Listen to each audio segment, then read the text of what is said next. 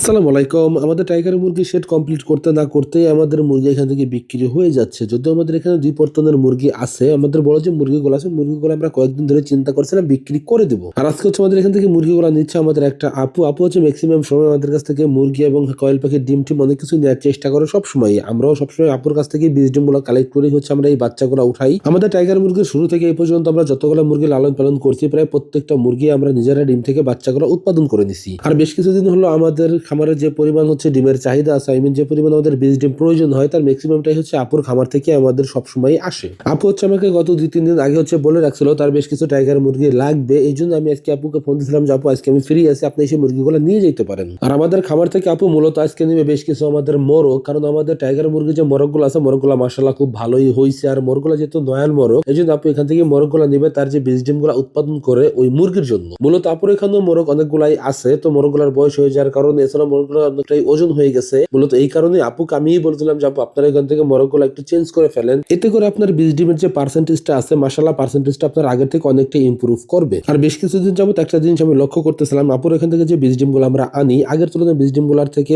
বাচ্চা উৎপাদনের হার অনেকটাই কম। এই সমস্যা হচ্ছে একটা খামারে তখনই আসে যখন খামারের মোরগগুলো অতিরিক্ত ওজন হয়ে পড়ে এবং মোরগগুলোর যখন বয়স হয়ে যায়। আপুর খামারের মোরগগুলো যথেষ্ট পরিমাণ বয়স হয়ে গেছে এবং সাইজ অনেকটাই বড় হওয়ার কারণেই হচ্ছে আপুর পার্সেন্টেজটাই কমে গেছে, আমার বিষয়টা মনে হচ্ছিল। তো মূলত এই কারণে আপুকে বলছিলাম যে আপনার এখান থেকে কিছু মোরগ পরিবর্তন করে আমাদের এখান থেকে কিছু মোরগ আপনার খামারে ঢোকাই দেখতে পারেন, হয়তো ডিমের পার্সেন্টেজটা আল্লাহর রহমতে ভালো হইলেও হয়ে যেতে পারে। আর আমাদের খামার থেকে আপা মূলত আমাকে আগেই বলছিল যে সেখান থেকে শুধু মোরগ নিবে, তো আসার পরবর্তীতে দেখলাম যে আপা এখান থেকে বেশ কিছু মুরগিও বাইসে বাইসে নিতেছে। তাই বললাম যে ঠিক আছে আপা আপনি মুরগি নেন, কোনো সমস্যা নাই, কারণ আমরা তো সবগুলো বিক্রি করে দেবো, আমাদের কোনো প্রবলেম নেই। যদিও মুরগিগুলো সাইজ অনেকটাই কম, এগুলো বিক্রি আমরা চিন্তা ভাবনা করছিলাম যে কিছুদিন পরেই করবো। তো দেখলাম যে আপু যেহেতু চাইতেছে আর ম্যাক্সিমাম সময় হচ্ছে আপু এখান থেকে যাই যায় না, কারণ আমরা কখনোই একদমই নিষেধও করি না, কখনো নাও বলি না। মূলত এই কারণে আপুকে বললাম যে ঠিক আছে আপনার যতগুলো লাগে আপনি এখান থেকে বেছে বেছে নিয়ে যান, কোনো প্রবলেম নাই। তো এখান থেকে মুরগিগুলো বের করার পরবর্তীতে আমি ওজন দিয়ে দেখতেছিলাম যে মাশাআল্লাহ খুব ভালো একটা সাইজ আমাদের মুরগি আসছে আর কি। আবার যে প্রায় 16 থেকে 1700 গ্রামের মতন আমাদের মুরগি হয়ে গেছে। আর আমাদের খামারে টাইগার মুরগি যেগুলো আমরা বিক্রি করতেছি এই মুরগিগুলো আসলে তুলনামূলক অতটা আমরা বড় করি নাই, আমরা কখনো চেষ্টাও করি না মুরগিগুলো খুব বেশি বড় করার জন্য।